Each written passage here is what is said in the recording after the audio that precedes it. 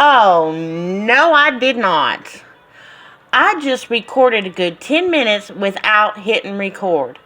So, let me go over what I've done. This is my chopped up buffalo skewers and buffalo steak. And I pushed them in here. I got as many of the bubbles out as I can. I'm going to try and get some more out because I see some more in there. And then this is the buffalo that I could not fit in there. Miss Lee from over at Lazarac Homestead told me that I needed to only put the broth in the can halfway, and that might be what's causing me to overflow so many times. So that's what I've done. Now I'm going to try and I'm going to wipe it again. Because I can hear the milkmaid in my head. She was on Ghost Prepper earlier today and she was talking about wiping the lids down with the vinegar.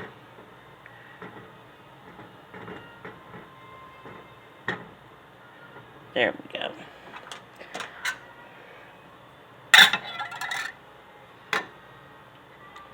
I kind of got that on there backwards. Did y'all see that? Alright. Now it's stuck. There. There we go. Alright. Now, what I'm going to do is I'm going to leave this beef in here and continue boiling it down to make some broth for the rest of my... I've got beef, I've got pork, I've got lamb. I'm going to use probably not the buffalo for the buffalo will not be for the chicken. I've got some chicken with herbs and spices cubes. So I'll do the chicken last, and by then I'll have used all this broth, I hope. Alright, well that's what I'm doing. So, I cut up the meat. This is cold packed. I cut up the meat. I put it in the container. I squished it down, made sure I got as many spaces out as possible. And I filled it up halfway with the broth. So, all I have to do now, then you wipe with some vinegar. You wipe the edges off so there's no gooey stuff or anything. And then you put your lid on. Now, these lids need to be clean. Mine already were, so I didn't have to worry about that. And then I'll put them in my pot after I put the ring on. Just a minute. Alright, so what I'm going to do is finish the rest of my jars. These are all quart-sized jars. Filling them with the meat, putting the broth in, washing the rims with the vinegar, putting on your pop top. And when you put on your ring, you only need to screw it on finger tight and then back it up a bit. I think that's Rudy that says that from Alaska Prepper. Finger tight and back it up a bit. Alright, well, that's it for that. I am probably not going to be getting these to starting tonight. No, I'll go ahead and get them started tonight. I just don't know if I will get this uploaded tonight. Tonight's July 3rd, so maybe it'll be a July 4th special. There you go. Alright, well, it's already 8 o'clock at night. So, I got a long night ahead of me. So, I'll see you on the flip side. Bye. Excellent, Rocky. This leg gets back stable. I'm going to be dancing the dick. Right on, brother. Right on. Right on, Steve. Sounds good. We're waiting and we're praying that everything goes well. I'm ready to go ahead and switch out Steve. Free to yeah. Yeah, it's time. You're a little fire tender. The dog is snoring now. I'm staring at She's me. just, oh, since I moved, she's a If you wanted to go back up and check. Apparently, this is what light sleep.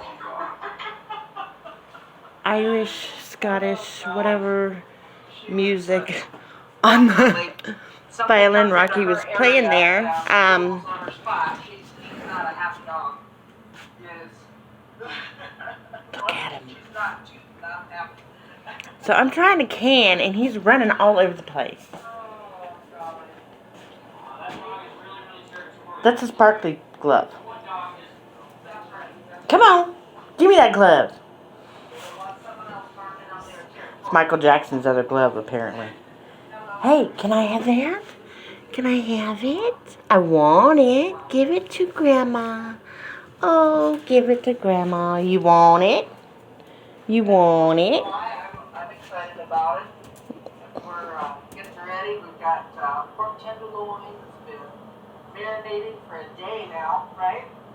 It's about 2 days that it's been marinating, so I think the flavor is in there. It looked like it had a good color to it, so I'm excited about that. I think it's ready to roll tomorrow, Yep. which we are more than excited We for. pulled the water off the porch, so that made it to where nothing needs to come in for water here. That might be that bobcat coming up for water too, you know, It could have been. but that bobcat's gone. I ain't shooting for that. It's hungry. Yeah. It's so dry here. That was a lot of fun going into all back in the day. Alright, so this is, I didn't have enough lamb, because this lamb kind of hid from me when I was doing the rest. So I put lamb in here, and I also put pork. I don't know how that's going to turn out, but if all else fails, I'll just ground it up after it's done cooking, and make it into a meatloaf or something. Not a meatloaf, a shepherd's pie or something. Alrighty, so this is the second one. I pushed it down, got all the bubbles out, filled it just halfway with the broth, and I did wipe it with the vinegar rag, put on a clean pop top, and Then you got me corralled. I found out you never lied to.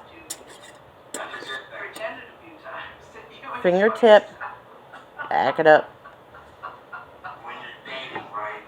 Yes, when You you're have to dating. pretend that you like everything they like or you don't date long. And after a while, you take them fishing. I would've been You able take to them on it. agree to You disagree. take them on an 8-month camping trip. You let them know just where the bears sit. Okay, so next we're going to do our Wagyu beef patties. I thought I'd gotten them all, but I found these and my other Wagyu ground beef in the freezer. So I'm going to go ahead and just put these together and put them into the can together.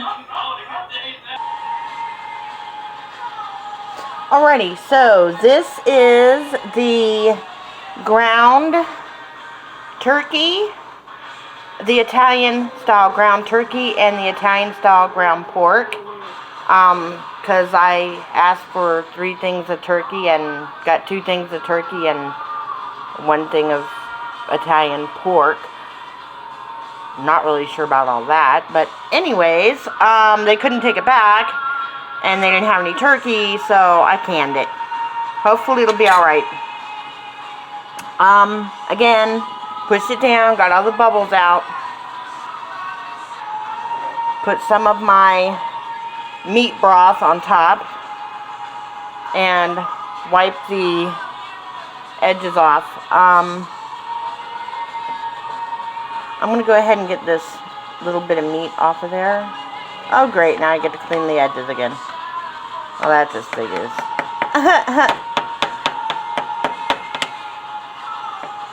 Alrighty then. Now I get to wash the edges again. Get in there! The meat is escaping. Oh, escaping meat.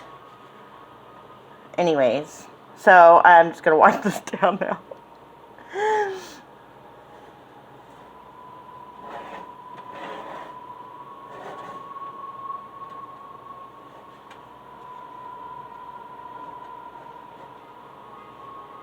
This is kind of hard with only one hand, just in case you're wondering.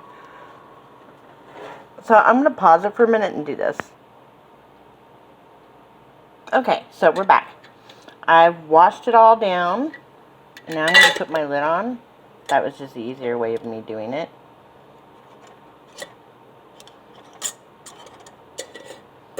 Fingertip tight. Back it up a bit. Okay, now what I've done is I have put some stuff on my on my lids. Hopefully it stays on there. BO is for buffalo. When I do beef, I do BF, so that's the difference. This is the lamb and pork, and I'm writing these down so I know what they mean when I get them out. And this is my ground Wagyu beef, so that's why it says Wagyu instead of just beef. Because sometimes I like to add the Wagyu to, like, my ground turkey and my ground pork, and make, I call it a rancher's pie instead of a shepherd's pie, because it's got different kinds of meats in it. And my dog's about to start barking, because one of my neighbors is outside screaming at somebody. So, I apologize if you hear that. Or it's the police, who knows. In this place, you never know. I'm going to go check it out in a minute. But first, I'm going to label that. So, I labeled it pork and turkey. P&T. Alright, folks, we're almost done. Or I'm almost done. I don't know what y'all are doing. This is the second bag right here. This is the second bag of already cooked chicken taco meat.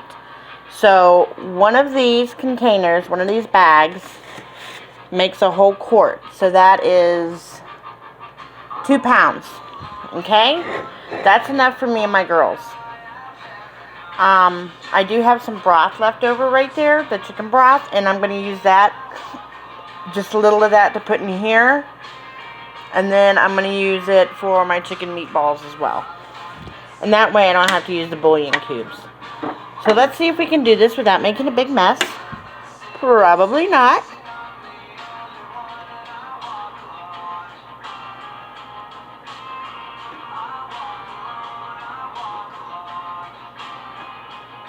Alright, that's all we're going to put in there. Really? I apparently lost my, my paper towel. There it is. So now we're going to wipe the lids. I packed it really good. I actually hand packed it first. And then I used my, my plastic spoon to get the rest of the bubbles out.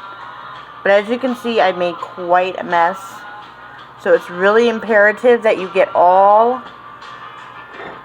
of the mess off the rings here, and especially off the tops, which is again really hard with one hand, but I'm gonna pause it and finish. Alright, now I put my lid on.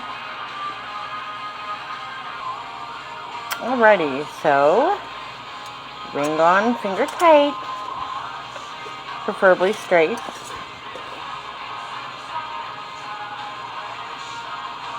Finger tight and back it up a bit.